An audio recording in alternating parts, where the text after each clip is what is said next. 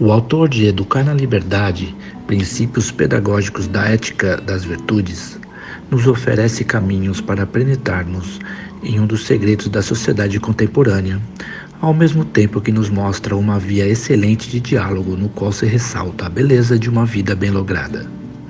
Desde a Ética da Virtude, no capítulo 1, passando pela Gênese das Virtudes, capítulo 2, até chegar ao tema da educação a partir da Ética da Virtude, no capítulo 3, o autor leva-nos progressivamente ao conhecimento de uma lógica e de uma realidade altamente prática, mesmo em sua vertente teórica.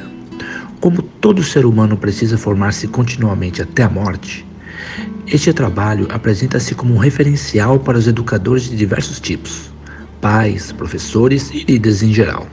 Ao meu ver, Educar na Liberdade e Princípios Pedagógicos da Ética das Virtudes está destinado a fazer história não somente em teologia, mas também em filosofia e em educação. Padre Dr. François Costa.